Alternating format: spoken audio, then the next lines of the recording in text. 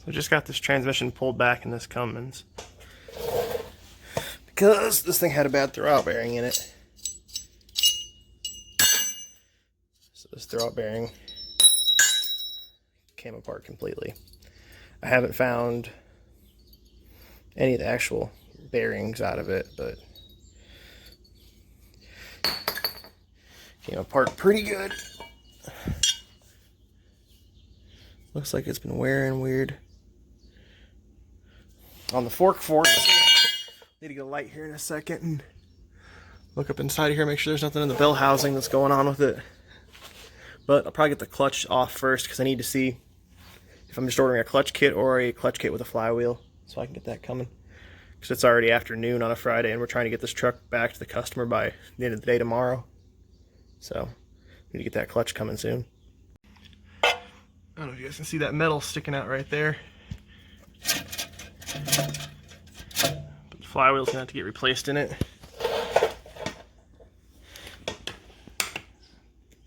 The clutch disc didn't look terrible, but got more pieces of debris stuck in here.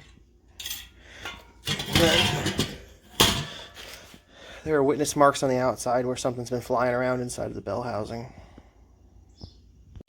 So we've got the old flywheel out next to the new one here. Now we are doing away with the dual mass flywheel on this truck. These things are known to have problems. Now when I saw it in the truck, I could see pieces right here coming out of the dual mass, and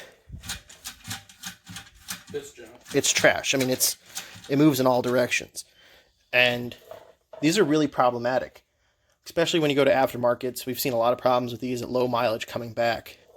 So by going to a normal flywheel and clutch setup, the truck is a little bit harsher. The main reason they're doing this is for NVH on the truck.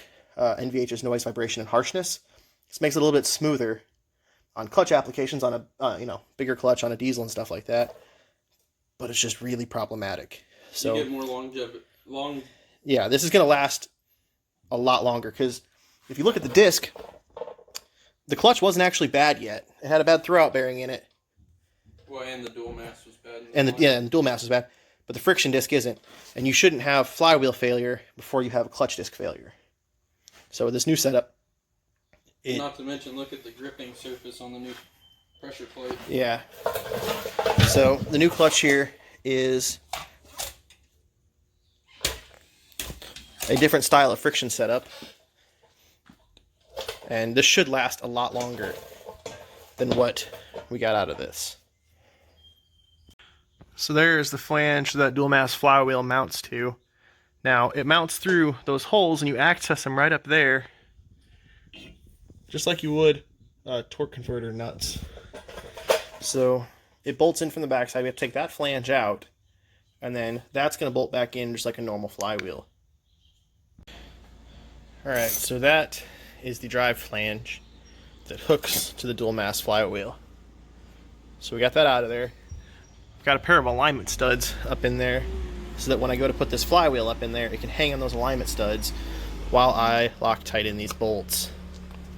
So we're going to go ahead and use orange thread locker on these.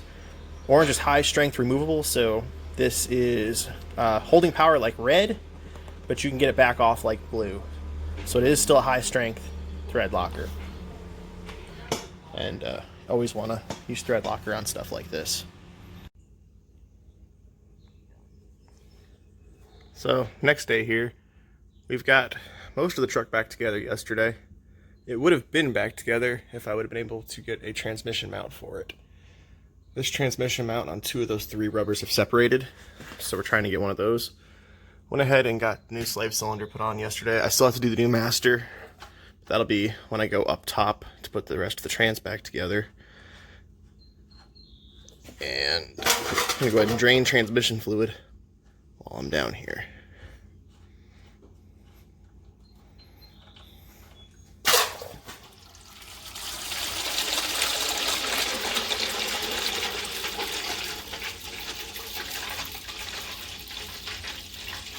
Takes ATF +4.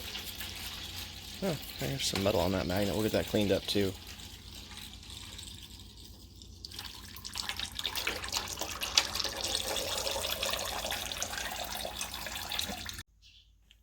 before we get this shifter put back in, we're going to go ahead and fill the transmission through that hole since it's open and easy to get to. So I've got 5 quarts of ATF plus 4. Transmission takes 4.95 quarts, so I end up using all 5 of these. Once that's done, we can get the shifter bolted back down, and we'll get the center console and everything in here. And then, because I have limited access to get under the dash right now, because we are on the lift, I'm probably going to set the truck down all the way and roll it back to put the master cylinder in. And then we'll just bleed it with a creeper. So the recommended interval for drain and fills on these transmissions is 60,000.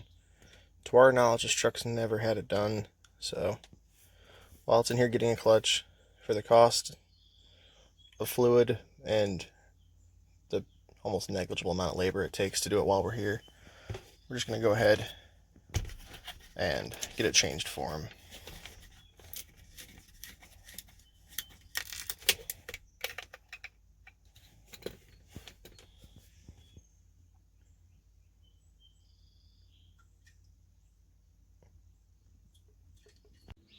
Got the center console all back together, the shifter's bolted back in, all the trim panels are back on. I've got the clutch master cylinder unbolted. The clutch switch is taken off, or unplugged at least, to come out with it. This is the retaining clip for the line. So now I just need to pop this line off and we can slide this clutch master out of here.